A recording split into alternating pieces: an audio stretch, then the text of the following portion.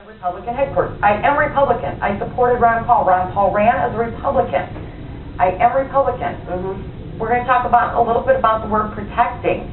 I am trying to protect our Constitution of the United States and our Indiana State Constitution. And that's where part of being on this show is to educate the people about politics. And it's not politics as usual, because what is politics as usual? Protectionism of the people that are in power. And that needs to be a little more open up to be a protectionism of the people who put the people in power Write that one down. Who's on first? The whole goal of our movement is to try and put power at the lowest level possible. Exactly. So if we can put the power in your living room, that is what we're trying to do. And that's what we're doing with this television show right now. Right, absolutely. And Ron Paul did state he wanted us, as Republicans, not only, well, the only reason I'll have to say that I've become a Republican was because of Ron Paul. Okay. And then I was pretty mad, and I was like, you know, but then he said we need to get into the party, and all of us, and try to change it and actively become involved. Compromise involved. And we have, yes, there is. That people need and have been used to having for their entire life. I would have to disagree with you a little bit on something you said earlier, though, is that you said we all knew that Ron Paul never had a chance. I would take issue with that. I understand because everybody was coming against him, but if he had had a chance, you know, he would have, I think, I mean, there would be no stopping him, because no, you know, as far as percentage-wise, he didn't get airtime like anybody else. I mean, he had a fraction of the time that everybody else had. If he would have gotten airtime to voice his views and his opinions and let the people know what he was really all about, it would have been a landslide, I think. But that's why they put so much emphasis on trying to shut him out, I think, is because they already had somebody that they wanted to fill that slot. So I would have to take issue with you on that point. Well, but also knowing that that's how they work, then we could assume that, you know. And I want to throw something in there real quick, because we're getting low on time now. I'm going to play devil's advocate. I do that quite often. You are the one in red. Change my shirt that show. I'm going to defend the politicians who are in office at this point, only to the point of they are supposed to represent us. They are by the people, for the people, of the people. You said supposed to be. Right. If we don't talk to them, if we don't communicate our issues with them, where do they go? Who do they have to represent? The people who are communicating to them. Absolutely. Absolutely. Now, if five of the same people call their congressman on a monthly basis, is that much input for somebody? No. Especially the size of the area that Congressman Sauter represents. 5 people is nothing. However, when a whole room full of people show up at the platform hearings and they're all saying the same thing, and then they're neglected and, you know, not considered, then that's a problem. That's an issue that I think reflects from the top.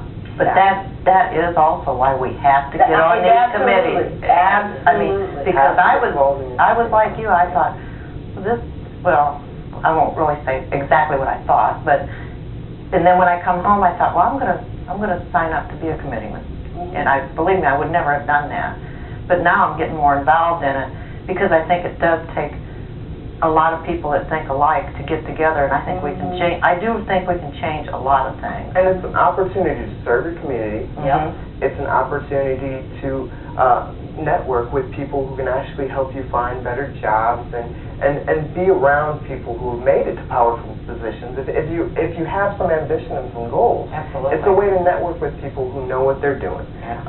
Yes. Their positions are protected right now, but nobody lives forever. I mean, you have to hand it down to someone, and there are people right now that are looking for people with new ideas that want some of their ideas, you know, brought forward into the future. And you sit down with them and say, hey, you know, if you want to step down, give it to me. I promise you, I will make you proud with what you've I love it. created. I love it. I do Let's set too. you up. We want to make an appointment. It's all about getting involved, and it does come in baby steps. Oh, it does. First of all, it takes a little bit of education. We have to go through the University of Hard Knocks, okay? Walk the walk and talk the talk.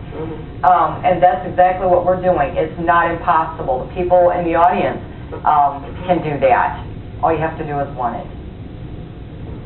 And you don't have to want exactly the same views that we're expressing. I mean, if you lean entirely towards the Democratic side and your basic drives in life are take care of the environment, take care of your neighbor, and make sure that everyone in the world is doing the same thing.